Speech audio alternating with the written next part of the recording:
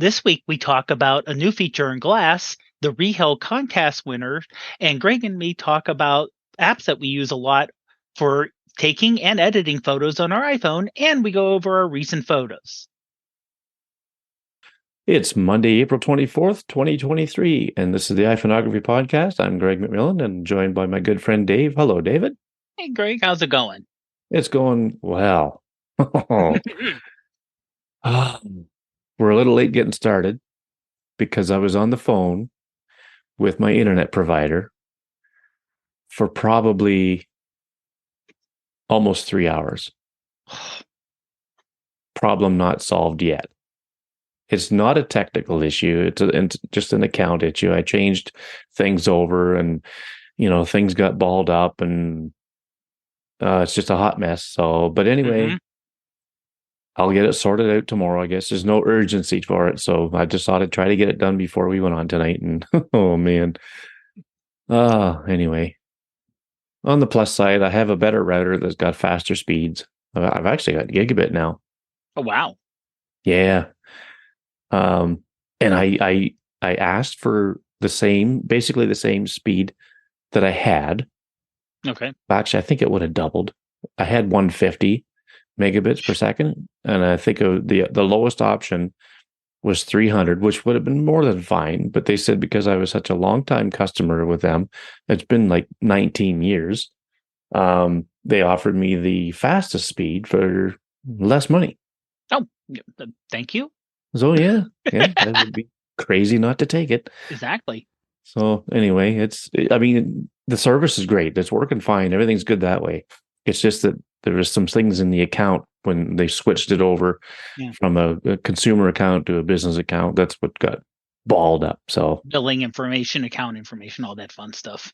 Yeah, I think somebody just ticked the wrong checkbox or something. I don't know. But anyway, we're going to talk about our something that we teased about a few shows ago, and we're finally going to get around to it. What is on our phones or what we're using for apps in our photography. But before we get into that, I will just run over just a couple of quick little news items here. In Glass, that's that photo sharing app that's probably my favorite. They have a couple of new features that they just released today. And one is that you could pin photos to the top of your profile. So if you've got a favorite image and you want it to always show up first when people go to your profile, bang, you can do that. And then the other feature is you can hide posts. So if you, for whatever reason, have a post on there that you want to, have people not see for a certain length of time or whatever, or for whatever reason, you can just go to the post, and when you edit, I think it's when you edit the post, that's when you can turn this toggle to hide it. So,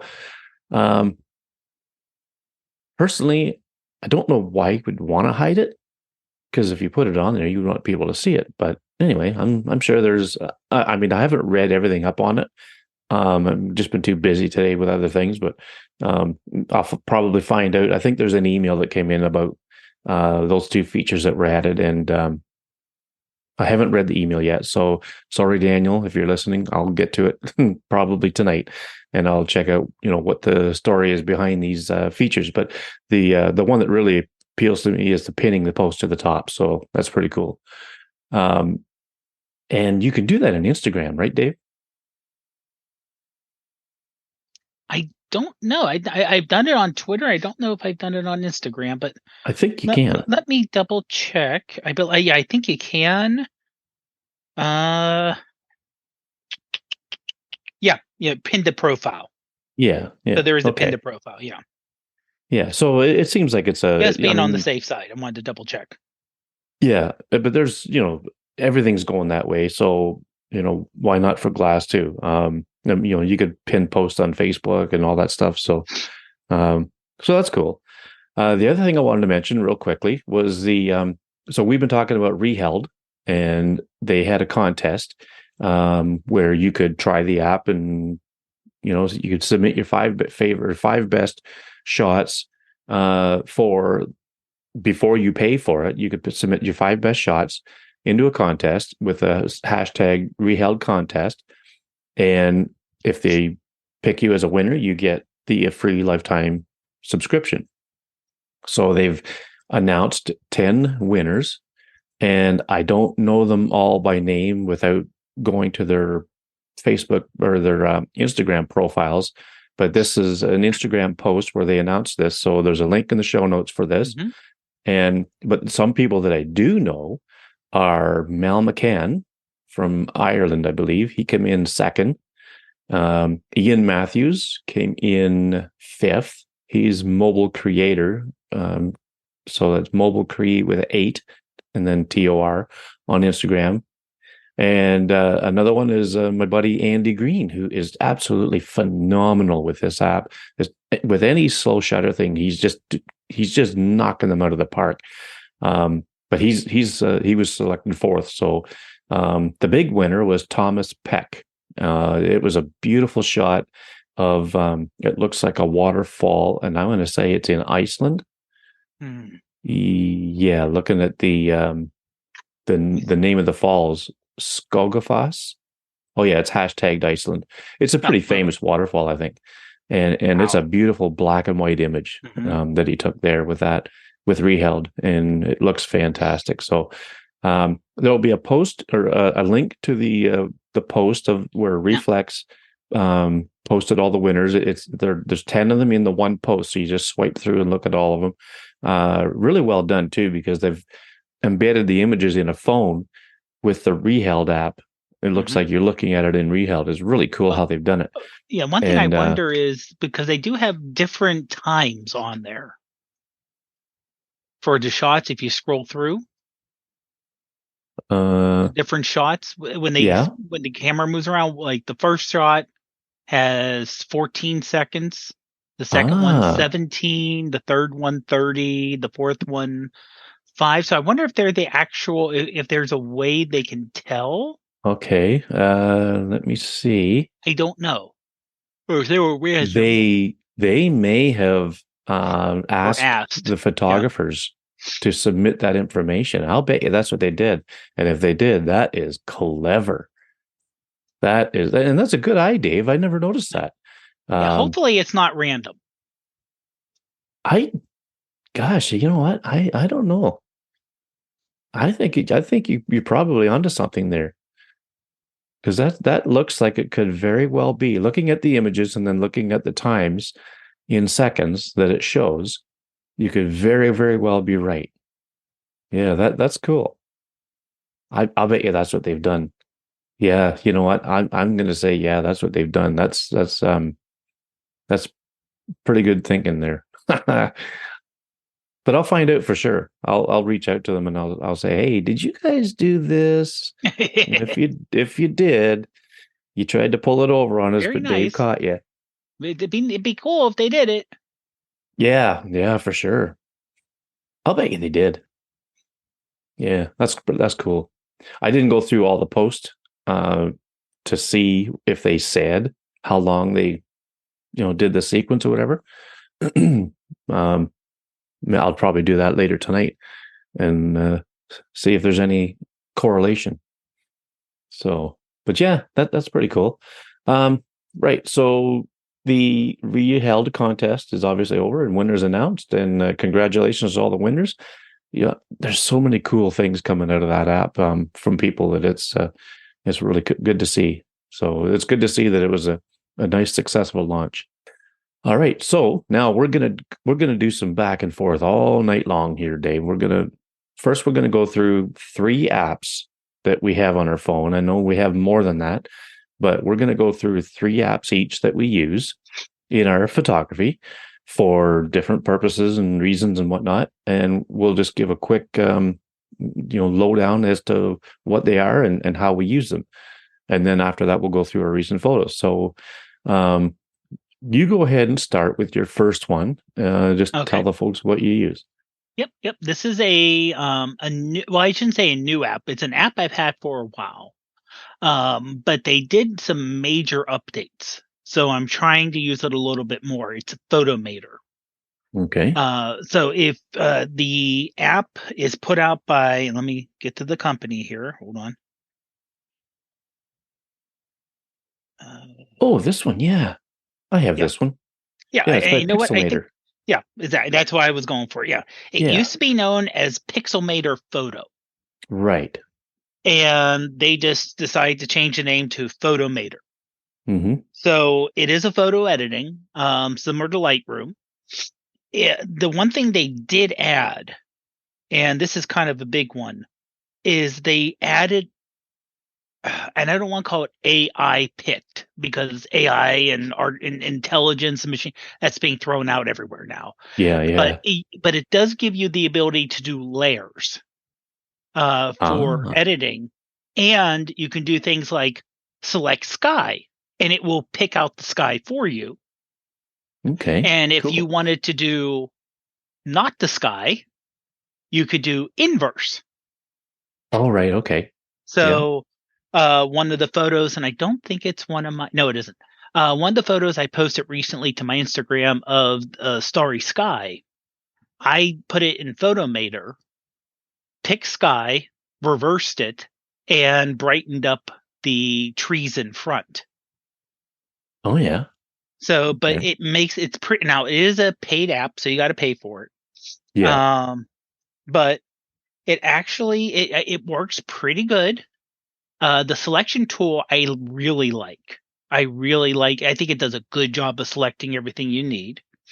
It has the nice thing is you don't have. One thing I like about it versus Lightroom Mobile is you don't have to import the image and then export the image. Right. You can't do it from inside the Photos app like you can with like Polar or other apps, but you can just go into it, click on the image in the app when you select it, and do your editing there and just save it. Oh yeah. So it makes it a little bit easier that way. Okay. And it Because still allows you, I'm sorry. I was just going to say I have this app, but I haven't used it for quite some time since I've Yep. been using Darkroom as my regular one, and more on that later. Yeah. But yeah, that's pretty cool. Yeah. And it still has the machine, the what they call machine learning automatic fix, which it's a good place to start and just kind of work on its own. Yeah. And they have the ability to do the super resolution still. Oh yeah. So you can up your resolution, do some denoising, do all that there. And I'm trying to find out because I purchased it. I was trying to figure out how much it cost. Because there's an okay. So now I didn't pay this because I purchased it when it was a one-time purchase. I think it was $10 for a one-time purchase a few years ago. Right. Okay. So I'm grandfathered in. But the monthly subscription is $5 a month. The yearly is 30, and the Hmm. lifetime's $100. So this Yeah. is not a cheap app. Yeah. It's But definitely, it's but free. It's free to try though. right, right. Yeah. And the thing is, if you are someone who downloaded it a while back, Hmm. and like you did, and like I said, I probably wouldn't have tried it if I had to do a subscription. But Yeah. again, you figure at the time $10 was a little pricey for a one-time purchase. But 3-4 years ago, how many years ago I purchased it? Yeah. Yeah. Um, so but it was like, oh, it looks like a good one. It's worth it, and so I just have it now. So Hmm. yeah, but the last update, a lot more power. Um, and they keep on improving it and making it better. And the layers are something that works pretty good in terms of selecting it. So Yeah. it can be a little more intuitive than I say. I haven't really tried layers in Lightroom Mobile, but this seems just pretty easy to use and learn. Yeah. So Cool. I'll have to have another look at yeah. it. Uh, yeah, I mean, you could still get Pixelmator for the iPhone. At least I think you can. I mean, I have it, I so believe so. Yes. Yeah. um, and it has layers and stuff in it. But Hmm. what I like about I'm saying Pixelmator, Photomator, what I like about it is it looks like it's part of iOS. Yeah. It's very, very well designed and implemented, and it just looks like photos on steroids to me. With the with the sliders and buttons and with the way everything's, the icons and stuff that they use, it just looks like it belongs in the iPhone, which I think is really good design. Mm-hmm. So yeah, it's. I mean, I'm glad I'm grandfathered in like you are, because you know we talked about subscriptions. Yeah. We've talked about them in the past. We talked about it on Shane Mostyn's live stream. I believe it was the last time we went on, and you know, I'm okay with subscriptions to a point, but it has to be something that I'll use a lot. And I do subscribe to a couple different things, Right. but the yearly subscription for uh, for Darkroom, which I'll get to in a minute, is it's only about $25, I think, US. So um, it I guess depends on the developer, what they think their app is worth, whatever. But yeah, I mean, Pixel, or I keep calling it Pixelmator. Photomator is definitely a darn good one. Um, I really like the upscaling, the and all the AI, like the ML, machine learning stuff that it does, is pretty impressive too. So like even object removal and things like that, is stuff, all that stuff's built right into it. So that's pretty cool. So for my first one, we'll jump to Reflex. I think it's no secret that it's probably my most favorite camera app, and I use it probably 90% of the time. What I like about it is the manual controls, if you want them, are right there, front and center, and they don't kick in until you actually start to use one, and then you can make your adjustments that way.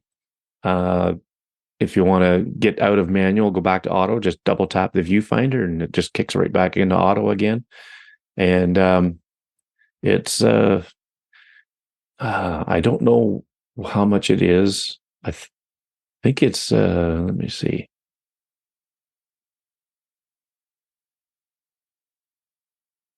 Trying to search on the website here. There it is. Reflex Pro camera. Okay, so this is in US, because I'm on the US App Store. It's $4.99 to buy it, and there is an in-app purchase for the slow shutter thing. Or is there? No, it's all included now. Yeah, because it used to be free, and then they used to charge for the slow shutter function, but now it looks like it's just $4.99 to buy the app, and you get it all. And it is so fun to use. I mean, you have you have your slow shutter function. You have zebra stripes to help you with exposure. You have the histogram. You have focus peaking to help with focus. You can adjust the white balance manually if you want. You can shoot JPEG, hike, or RAW or Pro RAW. It's really improved over the last couple of years since it's been introduced, in that the camera switcher used to be painfully slow, but they've really dug down and fixed the code where now it's pretty quick. So that was one of my biggest pet peeves with it before, but they've fixed that. So now it's really nice. And that same camera switching functionality is in ReeHeld too. Like, it's pretty quick at switching cameras. So not much else I could say about Reflex other than it's it's designed well. Everything's right there. You don't have to dig into anything. It's really good. It's a really good camera app. So your next one. Next one is Visionist. Now, this is a free one with an in-app purchase. I use the free part only. This is a I'm trying to think of the right term for it here. It's an editing app only, and I would say it's a creative editing app, and it does have a particular look about it, is to also remember. So it's almost it makes it more look like a painting more than anything else. So if I want to go real abstract on the look, particularly a lot of color blocking and hatching, I'll go with the Visionist app.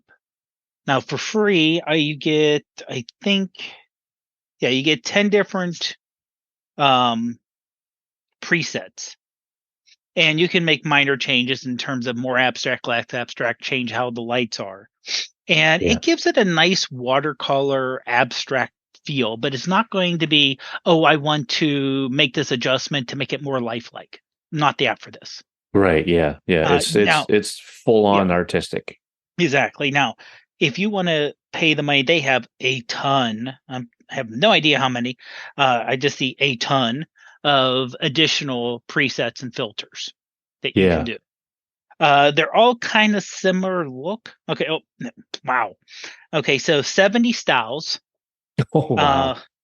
Ad free, all the features, $4, one-time purchase. That's pretty good. That's yeah. So I may want to do that. Yeah. But yeah, you can, and again, it's one of these things and the nice thing is at the very bottom, it gives you a little thumbnail of what the photo will look like after you do the edit. Yeah, that's pretty cool. I like that. And it works pretty quick. It works pretty quick. So you can say, okay, the one or two I like, they are really heavy hash marks and they have like a blue, red watercolor look to them. And you can change the coloration and the detail and so you can do the editing that way and get a feel. So sometimes I'll do an edit in either Lightroom Mobile or in Photomator and then throw it in Visionist to get it a little more abstract just to see what'll happen. Yeah. I thought I had this app at one time. You might have. How many, after all, how many apps do we have? Oh, gosh. I think I have just over 50 photo related apps. Yeah. Now, some of them have offloaded themselves because I've got that setting done where you can, if you don't use it for whatever it is, a month or whatever, they offload, but the icon stays there. But I have to go to the App Store and check and see if I had it, or I'm pretty sure I did. But it's like I said, it's really nice, and it is a very specialized look. Yeah. So, but it's something I kind of go back to because I like the different options available. It sounds weird. I like the limited options also. Yeah. Because there are times where someone say, we have 4,000 different options and like 10 sub options for every 4,000 option. You're like, huh? Yeah. And so I did have it before. Okay. So I re-downloaded it, and I'm looking through the intro thing, the splash screens here, and one is depth controls. It says this option allows the subject to pop out by blurring the background, selectively coloring, and more. Oh, this could be fun. Only images that were captured using portrait mode in the camera app will enable this feature. Okay. So most of the time, I would say most of the time the photos I use are landscape photos. Yeah. And I have not tried a portrait mode, which, you know what? I'm going to try that while you go on to your next one, but I definitely want to give that a try. Yeah. Okay. Well, my next one is, like I mentioned before, Darkroom. It's I had it for quite a while. I used it for a bit, and then I got back to using photos more than anything. But when they put an update out that had much better control over the highlights and shadows, as well as masking, I thought, oh, I better have another look at this. And when I played around with it for the trial period where I could use the masking and stuff, I thought, oh, this is pretty good. Like, there's masking in Lightroom Mobile, but you have to have the Creative Cloud subscription thing, I think, in order to use it. Same with the raw development on that side. But in Darkroom, you've got raw development, all this stuff. you got all the raw development without subscribing, I think. But the subscription for Darkroom, like I say, it's for me, it was uh $25 a year, I believe. So I'm just going to look up Darkroom in the App Store, and it is don't open that one. It is the yearly subscription is $32.99. So I must have got it when it was on a deal, like because it was a new thing at the time. Uh, but it says Legacy unlock everything for $9.99. Mm.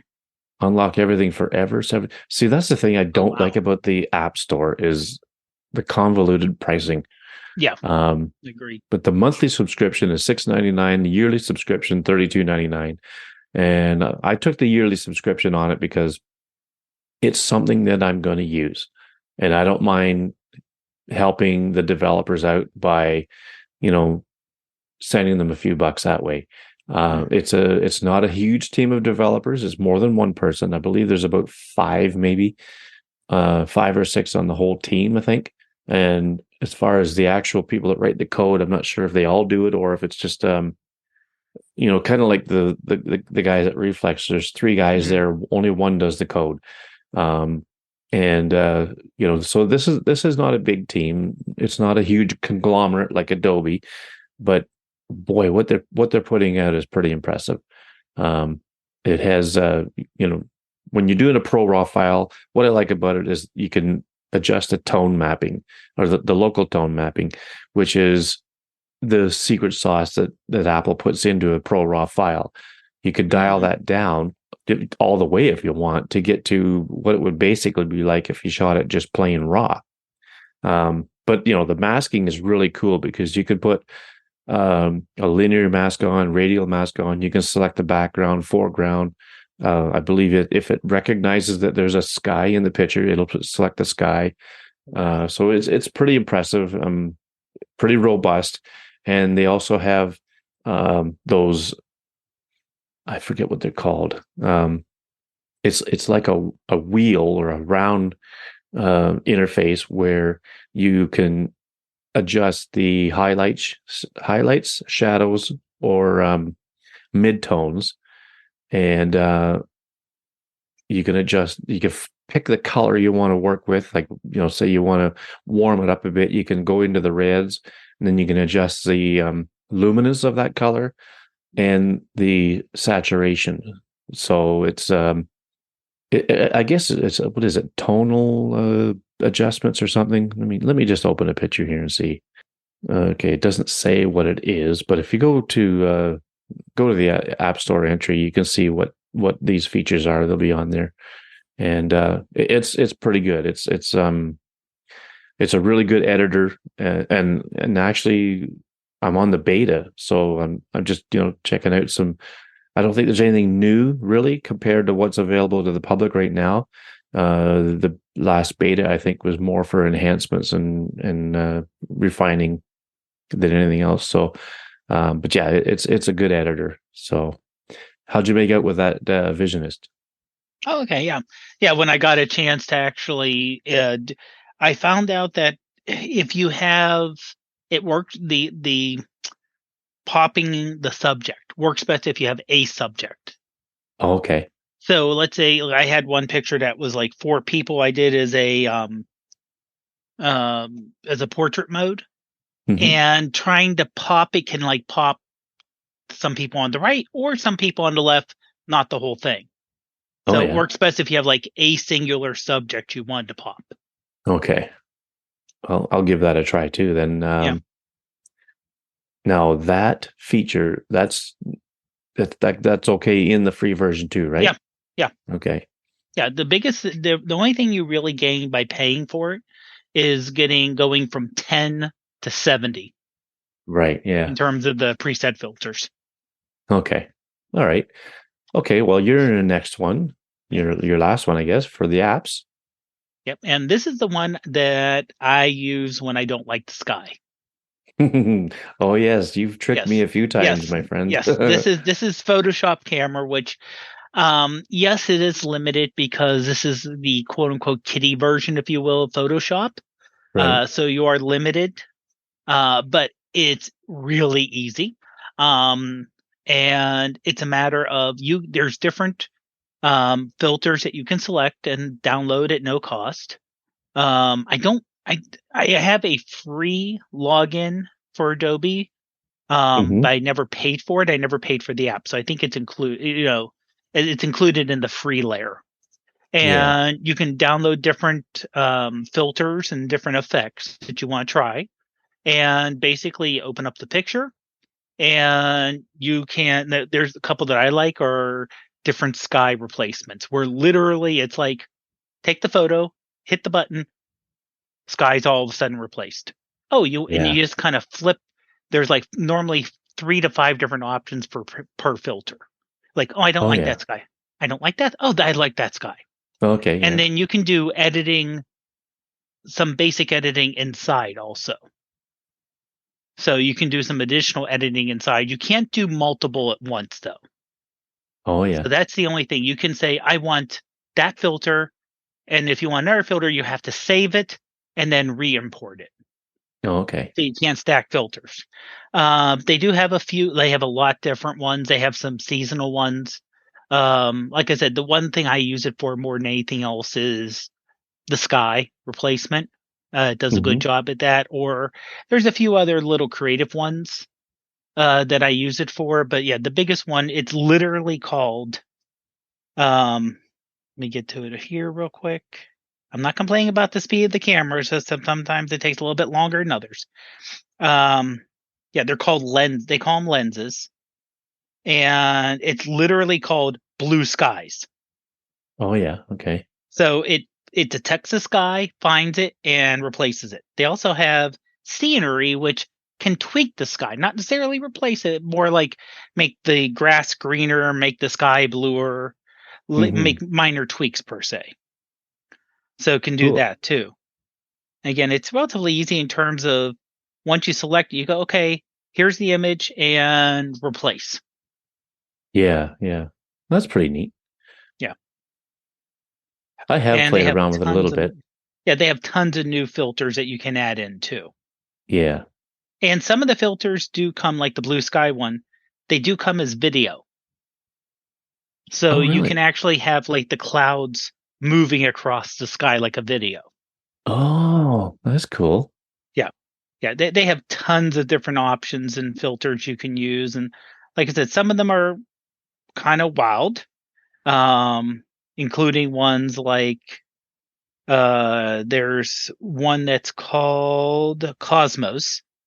So you'll have a night sky with like a giant jellyfish in the sky, Yeah. or a giant planet in the sky.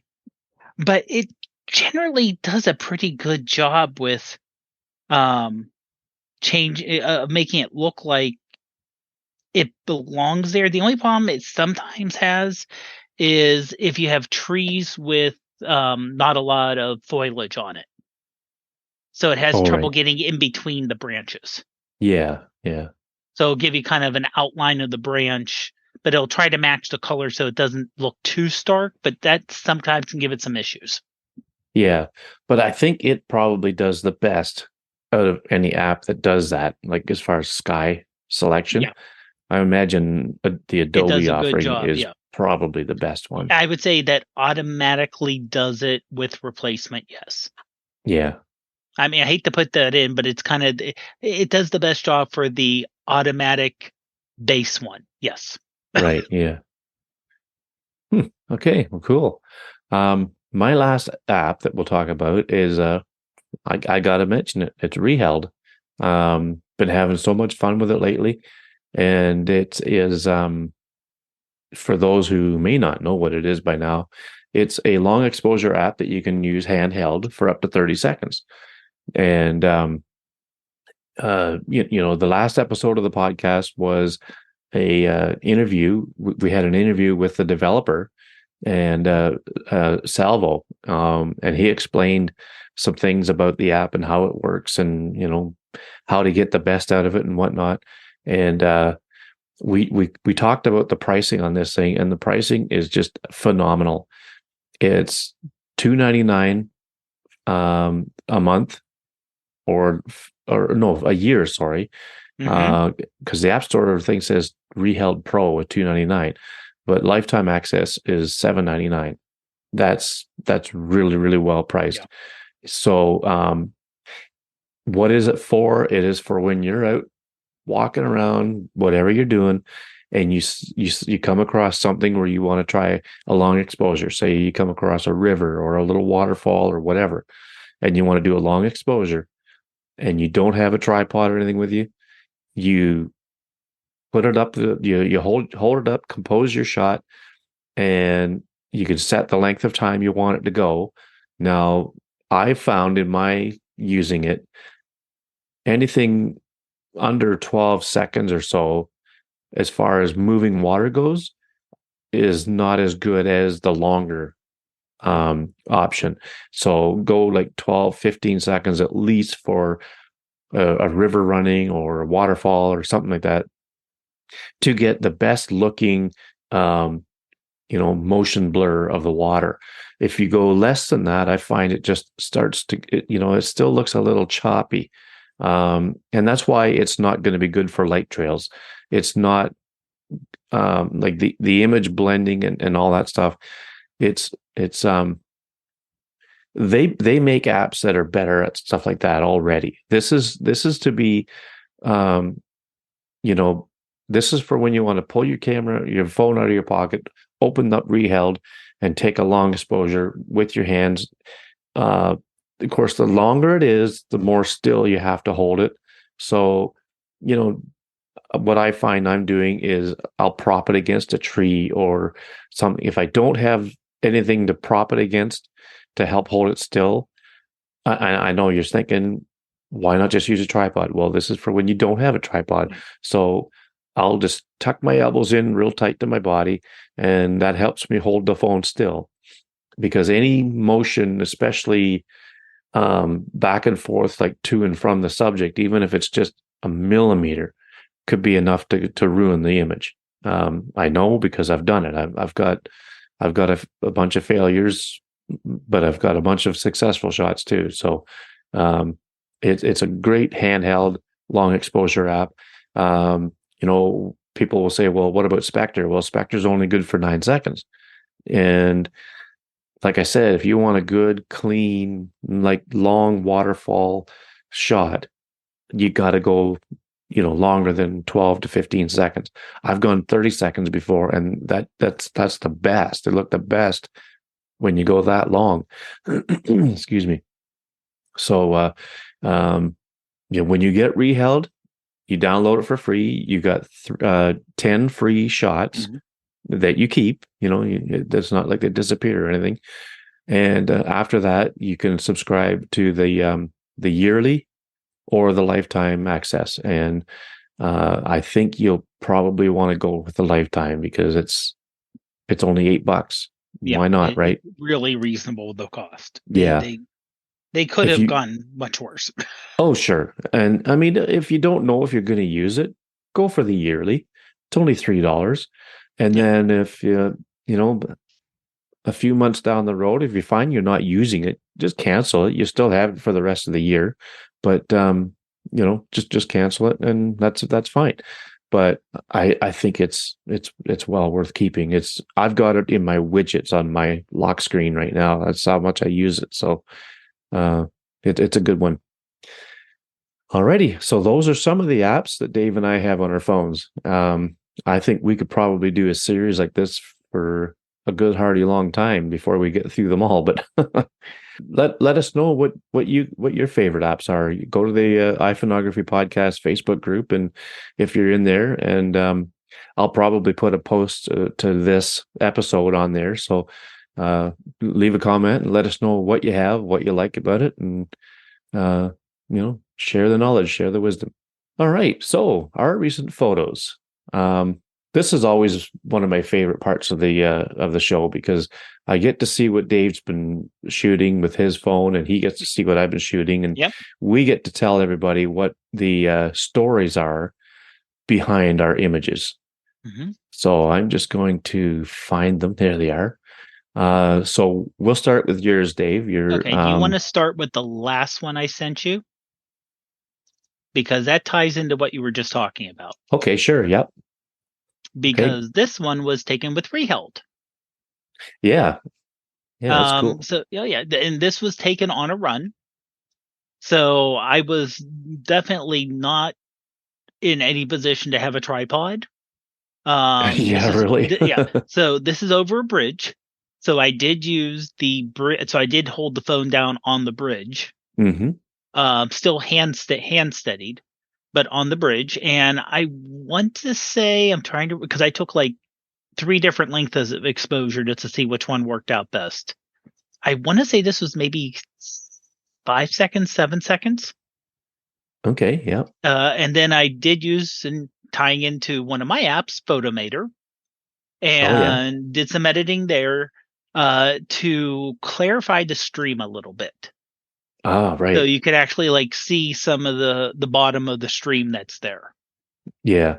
And actually the nice thing is it will say you can do things like, well, you notice how the stream's one color. It'll say select color to make a layer. So I did that and it selected the stream, and I was able to selectively adjust the stream versus the rest of Oh, the image. really? Mm-hmm. That's cool. Because it And almost looks like you had a bit of a polarizer. yeah, and I didn't. It's just the way the editing Wow. turned out. Yeah. Yeah.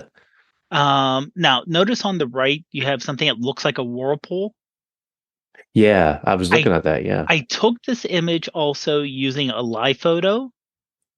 There's no whirlpool there per se. Oh, really? It's the long exposure picking up the little particles and the Yeah. little bubbles that make it that show you the whirlpool, Yeah. but Yeah. you wouldn't see it otherwise. Yeah. That's So right. it's kind of neat. You can actually see kind of like on the bottom right there, you can see like 3 additional little whirlpool areas there too. Yeah. Yeah. So it's And those almost are just like a bubbles, likely, are they? yeah, yeah, they're Yeah. just bubbles. Because if you go a little further up, you can actually see like the bubbling in the stream around halfway up Right. on the right.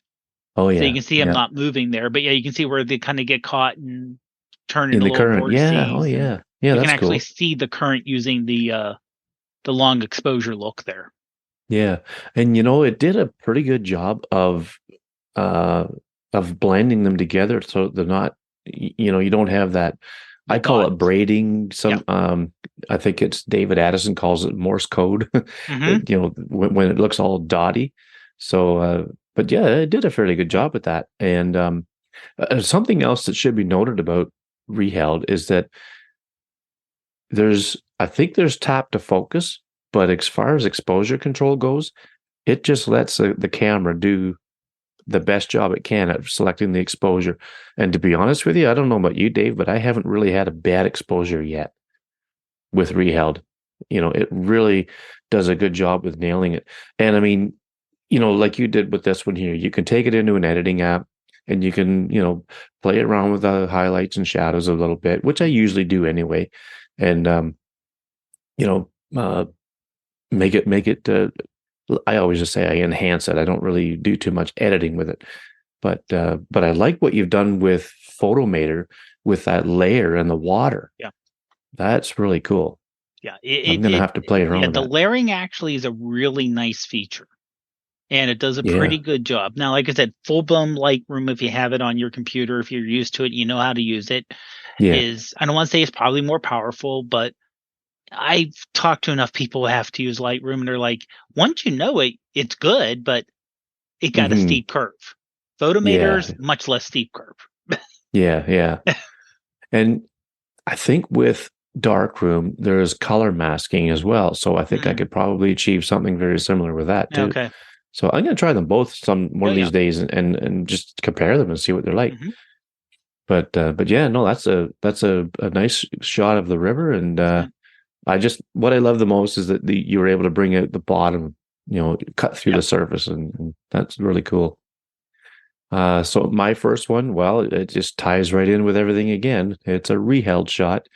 Um, we were walking the dog down at the local park like we do quite often, and it was a sunny day, and it was, I'd say, late afternoon, and there's this little river that goes through the park, and I was standing on it like you on a bridge, except it was just a low, like there was the bridge that you could drive across or walk across, and then all it was great big um, asphalt curbs on the side, high enough that you wouldn't fall in if you're walking along, but low enough you could fall in if you tripped over them.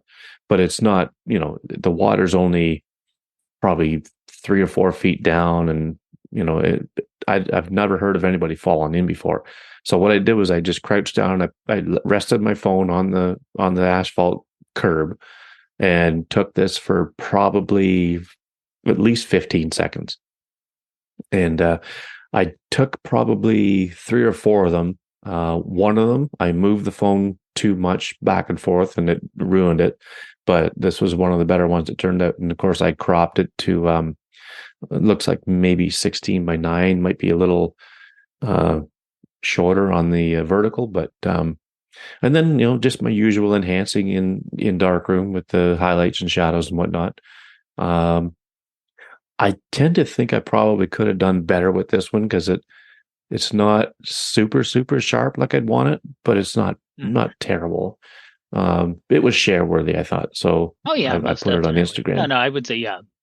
Yeah, and honestly, that is when you're using a handheld app, like you said, it's even if you hold it against something. I mean, Yeah. to me, the rocks and the details in the rocks, and definitely are sharp there. But there are certain things you can't do handheld that you can do with a tripod. Oh yeah, for Physical sure. limitations. But yeah, Yep. But hey, for an app that's oh meant to god, do just this, exactly, it worked pretty good, as we yeah, both seen in our exactly, shots yeah. that we talked about. Yeah. So next you have, okay, which one do you want to do next? Do the vertical one. Okay, that's cool. I like that Yeah. one. This was we visited our niece and nephew, and they have a pond on their land. And these two trees they're a little further north. They're near Cleveland. So they're not as green as we are yet. They're just a Okay, week yeah. or two behind us. Yeah. So I just love the way that the reflection on the of the trees in the water, Mm-hmm. and being able to do a little editing on the pond so the color doesn't really reflect the blue. It gets more of a brownish than it actually was. Yeah. And I believe I used Camera Plus 2 for the border here. Yeah, it looks like something that might have come from that one. Yeah. So, and just trying to get it kind of a gritty kind of off look. Mm-hmm. I don't know how else to describe it than that, but something that just looks a little bit different than a normal photo. Now, of Yeah. course, and the thing that kind of stinks when you're trying to do a photo like this, um, and this was also done in Pixelmator Photo too, Mm-hmm. or Photomator, I should say. There I go. Um, Yeah. It's so easy. but one thing that stinks when you're trying to share this is when you have an exceptionally tall or exceptionally wide photo, Yeah. Instagram does not like it in Right. its main post. It will try cutting it off. It won't let you do like an extra wide. So Yeah. for me to put it in Instagram, I had to go into Snapseed and expand it out Oh by yeah. adding black to make it more square, Right. Okay. and then posted it. But in the Facebook group and on Twitter, I posted the uncropped, or not cropped, Yeah. but the unexpanded one to get Right. Yeah. the look I wanted with the much vertical look about it. Yeah. What I like about this is that you've managed to position it, and it's in the top half as well as the reflection. The small pine tree between the two sets of other trees. I don't know if they're I don't know my trees very well. They're not maples, but they're like maybe a hemlock or something. I'm not sure what they are. But the deciduous trees go up to beside the pine, and they start to spread out just as the pine starts to go in. Yeah. So it's almost like, and it's more prevalent in the water because the water doesn't reflect some of the smaller twiggy type branches that are covering the pine. And it's like you positioned everything purposely so that it would have that look, and it's really, really cool. And it's not quite grungy, but kind of like what was the word you said for it? Gritty. Yeah. So it gives it a really nice look. And I'm not sure what that is at the base of the tree on the right, but it almost looks like it's a boat. It is a boat. Okay. It I was is a going to boat. say Yeah, it looks it's like a upside boat. down. It's upside down, but it's a little boat they have so they can go out on the pond. Well, I think that adds a little element of interest, just enough to, say, hey, that's pretty cool. So yeah. And it's not, it looks like you might have bumped the saturation a bit, but it looks good. It's not overly done. The sky's got, blue with some clouds, and I think the border is a nice touch. So another well done edit, my friend. Thank you. Thank you. My third one. Oh no, wait, my second one. My second one. Your second one. This one here, I went out the other day. I just had to go out and try creating some photographs. It's been such a long, boring winter, and the spring, it's still not great yet. It's still heavily into stick season, yet we've got a few flowers coming up here and there, but it's still cold here. Like today was only like 5 degrees Celsius at the most, and even right now it's 2 degrees. Like that's just barely above freezing, folks. It's crazy. And here we are, we're April 24th as we record this, and it's all like, so it's almost May, and oh man, I just want the weather to warm up. We had beautiful summer weather a couple of weeks ago, and that's just a distant memory now. But anyway, I went to this river that is one of my favorite places to go shoot, and I thought, I'm going to play around with re-expose because I hadn't tried that for quite some time, and so I took my tripod because you need it with re-expose, and I wanted to get the water moving, but I didn't want to get that silky flow of a long exposure. So the series that I did with these are mostly no longer than a second, and so I just adjusted the exposure so it wouldn't blow out the highlights where the white caps are in the river, and for this particular image, I got the bank on the far side with some cedar trees, but then there's a cedar tree hanging over my side of the river, right to the right, and it's fairly still. Luckily, the wind calmed down, and it was able to capture the moving water with the still cedar branch, as a good contrast to the movement, and just some saturation in the water, and I took the whites as white as I could go without overexposing. In like this is all in darkroom, and then took the blacks as low as I can get them without being too black. Now there's some along the riverbank at the top of the frame there that's really black, but it's in the shadows anyway. And I think if I tried to pull that back out, it would look a little artificial. But I just love the way it gives a sense of motion, but it also kind of freezes it at the same time. It almost looks like a painting the way the water looks brushed. Yeah. It looks, but like I said, the branch coming from the right, just how crisp and clear it is compared to the water, adds the contrast you need. Otherwise, because the shore going across, it's dark enough that it's kind of lost a lot of the leaves over there. You know what I mean? You can see it's a border up there, but it doesn't really. It's not a hard border because of how dark it is. Yeah, Or yeah, the tree coming across kind of gives it some depth going on, yeah, and some difference between the sharpness there and the kind of the flowing of the river. yeah. And on the on the near the top of the frame there, there's a one part where the water splashes up and just almost like goes up like a spout and then it's Hmm. falling back down again because I guess it must have hit an abrupt rock or something. Okay, yeah. But I really like shots like this. And I should also note I had my ND filter on at the when I did this. Mm. It allows you to get uh and this was near dusk as well. Like it was getting dark. Oh, Not dark really, but I mean yeah. it was approaching sunset. Sunset was about an hour away, but it was an overcast day, so that made it, you know, night fairly dark, but not dark. I was still able to get out of there without any issue. No, didn't need a light or anything. But with the ND filter, you can.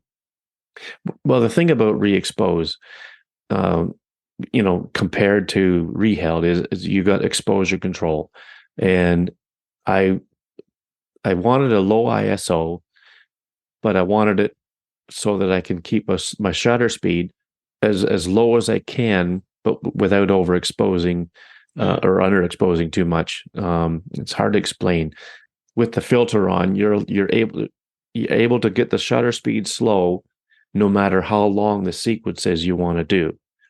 So I did a 1 second sequence, but the shutter speed might have been well, let's see, maybe I could find this image and say what the shutter speed actually was. And when I say the shutter speed, what I mean is that where is it here? There it is. So the shutter speed was 1/9 of a second, Oh, wow. ISO Okay. 64. And this was with the telephoto camera, but it was a 1 second sequence. So that means it stacked images taken up 1/9 of a second up for uh, oh no, actually it's 5 seconds capture time. No, that's not Hmm. right. I'm looking at the edited file. I'll go back to the original file. The edited file, it says it's from Darkroom.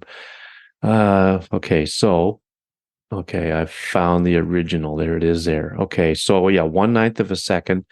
It doesn't say how long the capture time was, but I'm pretty sure it was just 1 second. So what it's doing is it's stacking images taken at 1/9 of a second for up to a period of 1 second. So typically you would think there would be like nine of them stacked together. But I'm not 100% sure if that's accurate or not. But anyway, but with the ND filter, I was able to get that shutter time down to 1/9 of a second. Without it, it would probably have to be like 1/60th of a second or something like that. I'm just pulling numbers out of the air here, Right. but that's the difference between using an ND filter and not using one. And if I didn't use one, the water would have that real Morse code type look to it, or that braided Hmm. look to it, and it wouldn't look as smooth as it does. Okay. So, um, I wrote a thing about this whole process, and I'll add it into the show notes about to use a filter or not use a filter, and this is a real strong case for using one. So it was a lot of fun. It was a lot of fun to get back out there. So I guess. Oh yeah, we got one more from you. Yep. Yep. Yeah, this is cool. Yeah, this is a house down the end of a road. It's very old, the house. It actually, I don't know how old, but there's a actual barn Oh kind of yeah, I in see the it in the back. background. Yeah, Yeah, yeah, and a carriage house kind of off on one side. yeah. Now I originally, when I took the shot, I wanted to kind of emphasize the pink in the tree on the Hmm. on the left side there in front of the house, but it just wasn't popping as much. And when I started to do some edits, I just kind of liked how the color, it was starting to look a little more color blockish because the house is that yellow.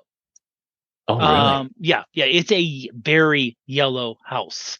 But just the way that the editing came out made it look a little more color blockish. And again, I'm using the frame from Camera Plus 2, making it a square shot. Yeah, yeah. And I did some editing in Camera Plus 2 because they do have some filters that I did some additional work on there too, Mm-hmm. in addition to the normal editing I did. So it kind of gave it a kind of a vintage, almost a painted look. Like you see some old postcards where they take a photo and you can kind of tell they were painted to add the color. Yeah, yeah. So as I'm doing the editing, I'm like, okay, this it gives it a little bit of a different uh, pop to it. Yeah. Now, was this on your trip up to Ohio? I know this is actually around a mile away from my house. No way. Yeah, Really? yeah, Wow. yeah. This is it's literally um down one dead end road where close to our community pool and a church. Oh, yeah. Yeah. So I'm guessing this Okay. is like maybe one of the early houses in the area. And this had a kind of larger area of land that they never filled in. Yeah, yeah. Huh. And Well, they it's an never sold out interesting for looking. development. It's a very interesting looking place. Hmm. Um, and I take it by the looks of the lawn and everything else, it's still inhabited. Oh yeah. Yeah. They Yeah. keep definitely good track of it. Yeah. Okay.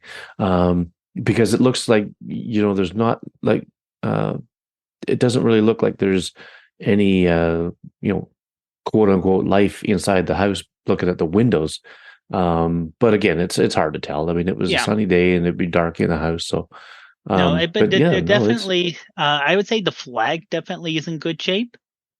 It yes, isn't it like is. worn or torn or anything. So Yeah. yeah, so it's definitely been around for a long time. Yeah. Yeah, for sure. It'd be nice to know how old that place is. Um, so that tree in the front, was that like a cherry blossom tree or whatever? Um, Or no, I what's don't the word know. I'm looking for? No, not cherry blossom. It, Magnolia. honestly, I don't know trees that well. Kind of like you, Okay. unfortunately. So I Yeah. can't say. Because there's a neighbor up the street has a magnolia tree and beautiful big pink blossoms when they finally come out. They're not quite out yet, but they're just starting, I think. And I love getting pictures of those on a nice sunny day. They're nice and just they're really nice. They're nice and colorful, and it just lets you know that the warm weather's coming. But no, I love the color of the house. The yellow with the red, and with this particular shot with the green and the blue, the green grass and the blue sky, it just full on color. And the wrought iron fence at the front is a nice touch too. Yeah, like I said, it just turned out really well. Yeah. And like I said, I think a lot of the editing I did was in Camera Plus 2 because a Hmm. lot of their filters let you do a lot of. I know some of them are meant to make it look realistic per se, but a lot of their filters are Hmm. creative filters also. Yeah, yeah, yeah. Well, yet another fantastic edit. Thank you. Thank you, friend. uh, so my last one was a little experiment I did today. Um, this is, I think it's technically called a ribbon plant. A lot of people call them spider plant. Okay. In fact, I That always one I'm called it familiar spider with. plant. Yeah. I called it spider plant until how in photos it shows a little emblem that it's a plant, and you can tap it to look up what kind of plant it is. Oh, That's where I found out it was a ribbon plant. So it's sprouting new growth at the end of one of the leaves, I guess. So this was on a tripod. Um, I put my Struman Optics macro lens on because I wanted to get really, really close. My reflex long range macro doesn't get in quite as tight. So with the Struman lens, I got in really close. Now this side to side is about the width of a nickel. oh wow. That's how small this is. So what I did too was I used camera pixels, the camera app, Camera Pixels, because it has the ability to shoot a sequence of frames while moving the focus. So you can focus stack. There's no app that I know of on the iPhone that does focus stacking. But once I got the frames, what I did was I shot 37 frames because I wanted to get a few of the leaves in focus. And with the macro lens like that, like the Struman optics or any of them really, the depth of field is so shallow you just can't get it all. So 37 frames. It took 37 seconds to shoot, oddly enough. And then I put them in Affinity Photo on my Mac, and because it does focus stacking. All you do is put all the pictures in, hit the button, and it puts them all together, lines them up and everything in case there's any misalignment, and stacks the focus. So so the way Camera Pixels did that was it started at the closest focus setting that I had it set at. Okay. And you could go to, I believe it's a percentage through the range of focus that the app will do. And I picked 80%.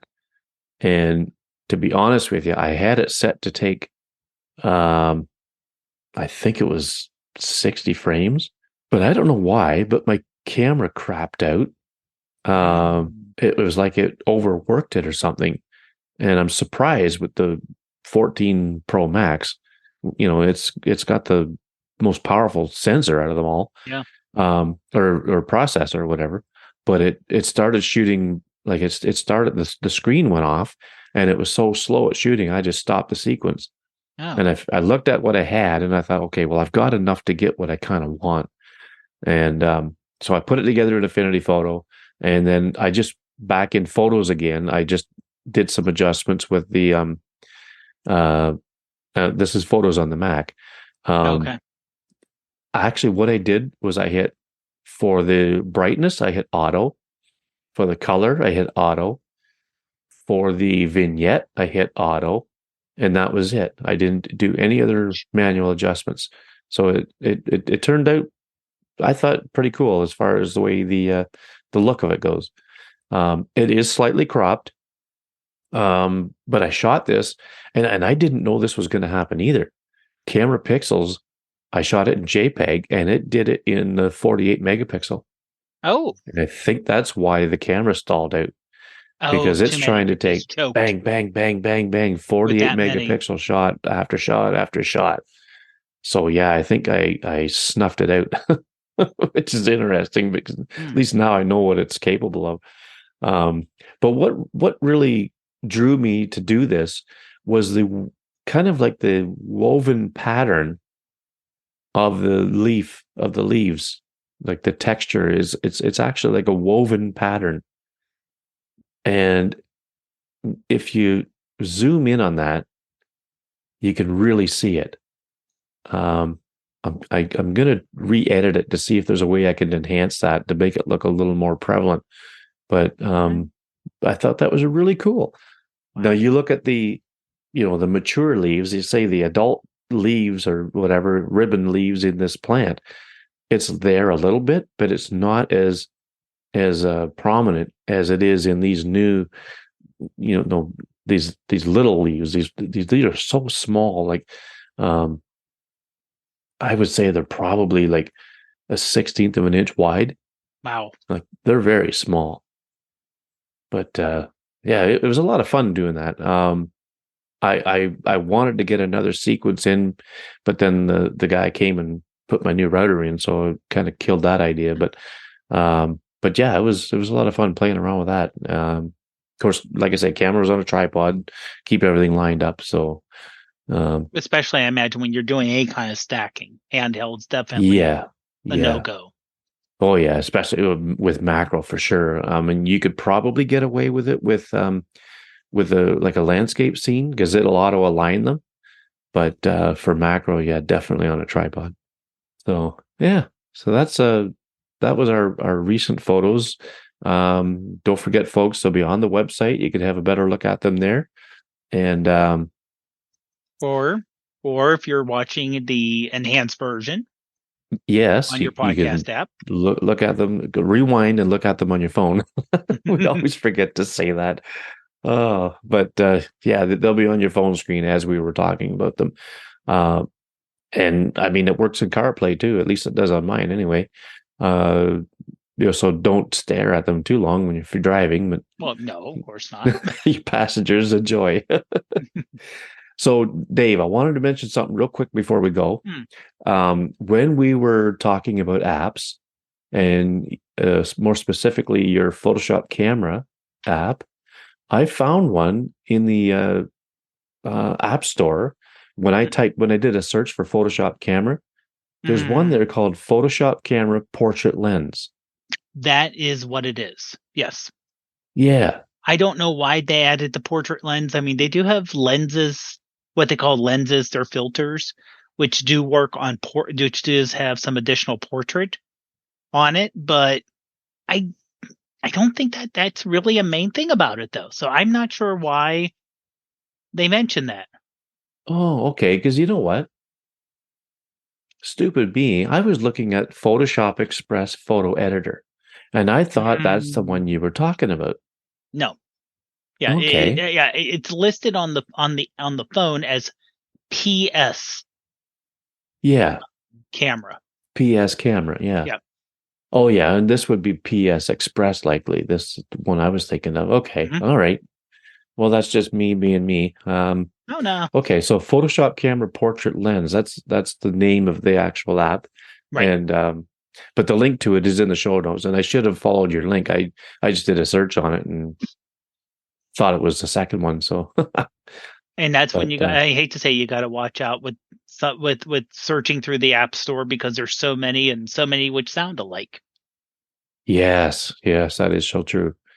Like if you just did an internet search for ReeHeld, you'll come up with other things other than the app itself. So yeah, kind of watch it for what you're looking for. All right. Well, I guess we'll call it a night at that. It was a great episode, I thought, looking at different apps we use. And like I said, we can go on for hours, but we won't. And some, more banger shots, as we would call them, from what we've been doing recently, and look forward to seeing more. Tell folks where they can see it. Sure. You can find me on pretty much everywhere as Prof Pod, and on TikTok as Prof Pod PGH. Alrighty. You can find me at the best place is about.me/Macmillan. And I think we might be doing, Shane Mostyn and I might be doing a live stream this Friday at 4 p.m. Eastern. It'll be, I think, 6 a.m. for him, Saturday morning. He's always in Tomorrowland. We didn't do the last one because he was under the weather, but I'm pretty sure we got another one coming up maybe this week. I'll have to do my I'm his Siri, so I always remind him, we're doing a live stream. Oh yeah, and then he'll set it up. So we'll get that figured out, and hopefully have that going on Friday, and it'll be on YouTube on his channel. There's a link in the show notes to his channel, so tune into that, and I guess that's it. So thanks, Dave. Great conversation as always, and we'll see you all in the next one. Have a great one, everyone.